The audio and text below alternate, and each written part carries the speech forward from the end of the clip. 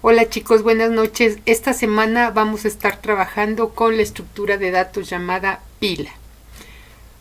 Esta estructura de datos maneja elementos, todos ellos del mismo tipo. Se van a manipular uno por uno y siempre el último en entrar es el primero en salir y por tanto el primero en entrar es el último en salir. Ejemplos de esto en la vida cotidiana vemos muchos. Por ejemplo, los platos de los taqueros.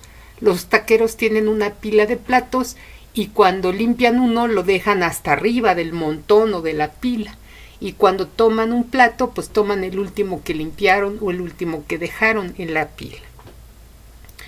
Otro ejemplo de la vida cotidiana son los dulces, los pez, no sé si los ubiquen, pero son unos tubitos de plástico que generalmente tienen una cabecita de algún personaje de Disney o algo así, y les alzas la cabeza y sale una pastillita. Y otro ejemplo de las pilas son las pilas o las marimbas de los microbuseros. En las peceras antiguas, donde tú pagabas de mano, o en aquellas donde pagas de mano, los choferes van haciendo una pila de monedas. Tú se las das y ellos las van insertando, empujando las anteriores hacia abajo y guardando la que le acabas de dar. Cuando te dan tu cambio, sacan la última que guardan. Esos son los ejemplos de pilas. En la pila vamos a tener una cabeza o tope, que va a ir aumentando o disminuyendo, subiendo o bajando. Eso quiere decir que si yo tengo esta pila de A, B, C, D y sale un elemento, lo único que voy a hacer es mover el tope hacia la C y voy a eliminar a la D. Y cuando llegue un nuevo elemento, creo el nuevo nodo, enlazo la parte siguiente a lo que era el tope de la pila y muevo el tope hacia ese nuevo valor. De hecho, por eso nuestra lista ligada hacía esta inserción o recorrido de los elementos, inserción a la cabeza, para que al llegar a pilas, pues el concepto fuera muy natural, pero se puede insertar, como ya vimos, de manera ordenada o al final o donde el usuario quiera. Los métodos básicos de pilas son dos, el agregar y el eliminar. Al agregar o insertar se le conoce como push y al eliminar se le conoce como pop. En la implementación vamos a seguir trabajando con nuestro tipo T-nodo y nuestro tipo T-nodo PTR y vamos a tener métodos similares a crear lista, crear nodo, insertar, imprimir, destruir y vacía. Vamos a estar trabajando más con el tipo info y vamos a implementar un método que se llama valtope. Valtope me va a decir qué elemento va al tope de la pila, quién es el siguiente en salir. No lo saca, nada más te dice quién es el siguiente en salir. Y vamos a modificar el eliminar y vamos a modificar el main.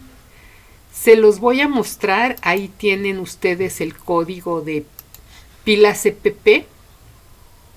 En esta pila CPP, si yo lo corro, me va a aparecer un menú de opciones en donde puedo insertar o hacer push a la pila, puedo hacer pop, puedo ver quién va al tope y puedo imprimir. Entonces, hago un push a la pila y guardo, por ejemplo, un 5. Y luego guardo un 4 y luego guardo un 3 y luego guardo un 2 y luego guardo un 1. Y los elementos están en ese orden, 1, 2, 3, 4 y 5. ¿Quién es el siguiente en salir o quién va al tope? El último que yo guardé, que sería el número 1. Y si saco un elemento, no se me pregunta cuál. Sale al que le toca salir, el que iba al tope, el número 1. Y así es como trabaja esta estructura de datos. En la computación las pilas sirven para muchas cosas.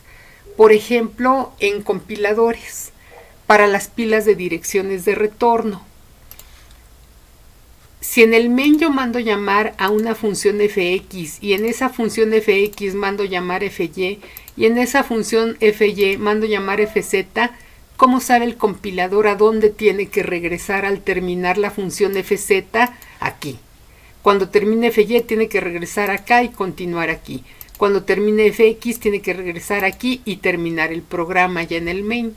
¿Cómo hace eso la computadora? Con una pila. Y ahí te va la explicación. Este ejemplo de que en una función manda llamar a otra ya lo vimos. Por ejemplo, en el main yo mandaba llamar a la función de imprimir en lista ligada y en imprimir mandaba llamar a vacía y podría mandar llamar a otra función y a todas las que yo quiera. Entonces fíjate, la máquina empieza la ejecución del programa desde el main y cuando se encuentra el llamado de fx, lo que guarda al fondo como primer elemento de una pila es la línea en donde mando llamar a fx. Manda llamar a fx y cuando se encuentra el llamado a fy, guarda en la pila el llamado a esa fy. Y así le sigue. Empieza fy y cuando se encuentra el llamado a fz, guarda la línea de código donde se mandó llamar a fz. Cuando fz termina, lo que hace el compilador es hacer pop a la pila. Y entonces saca la línea donde mando llamar a fz. Hace un pop a la pila, la saca de aquí y sigue. Cuando fy se termina, lo que hace la máquina es sacar de la pila esa línea donde fy fue llamada, que es esta. Y cuando esa función se termina, hace lo mismo, hace un pop a la pila. De tal forma que en el main, al terminar el programa, la pila de direcciones de retorno tiene que quedar vacía, porque si no queda vacía quiere decir que hubo un llamado mal hecho. Esto también pasa en la recursividad. Acuérdate que en la recursividad una función se mandaba a llamar a sí misma. Y también pasa en los ciclos. Si tú implementas mal un ciclo o si tú implementas mal un llamado recursivo, te aparece un error de Stack Overflow. El Stack Overflow no es otra cosa más que esta pila de direcciones de retorno que tiene una capacidad máxima predefinida, se satura por llamados y llamados y llamados y llamados, y como nunca se resuelven, entonces esta pila se llena o se desborda. Ese es el famoso Stack Overflow. Otra aplicación de las pilas es la compilación de código. Por ejemplo, el balanceo de paréntesis, corchetes y llaves. Piénsalo, ¿cómo le hace el compilador para decirme que le falta una llave, por ejemplo, a este código? Si dice llave de inicio if y luego viene la condición con un paréntesis y luego viene un vector o un arreglo con sus corchetes cuadrados, a este código le falta la llave de fin. ¿Cómo le hace el compilador para saberlo? Fíjate bien. Empieza a recorrer la expresión y si se halla algo de apertura, sea llave, paréntesis o corchete, lo guarda en una pila. De tal forma que empieza el recorrido de este código, la máquina ve el corchete la llave de apertura y la guarda en la pila. Sigue revisando el código carácter por carácter, se encuentra el paréntesis de apertura y lo guarda en la pila. Sigue recorriendo el código, se halla el corchete de apertura y lo guarda en la pila. Se sigue revisando el código y cuando se encuentra algo de cierre, lo que sea, lo que hace es hacer pop a la pila. Si lo que sale de la pila es la contraparte del de cierre que se acaba de encontrar, entonces sabe que ese código está bien. Se sigue revisando el código. Cuando haya un paréntesis de salida, entonces hace un pop a la pila. Y si lo que hay es la contraparte, o sea, el paréntesis de entrada, sabe que ese código está bien.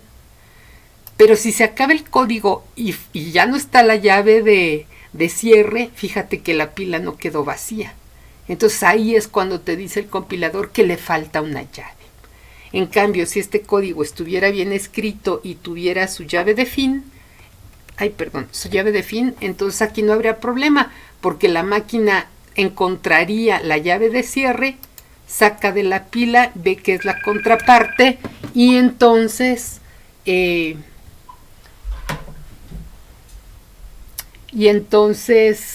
sabe que ese código está bien escrito. Otras aplicaciones de pila son, por ejemplo, los estacionamientos. Cuando el estacionamiento es muy chiquito en un edificio, en una unidad o en un callejón, que solo tiene un carril, entonces tenemos que ir apilando los coches.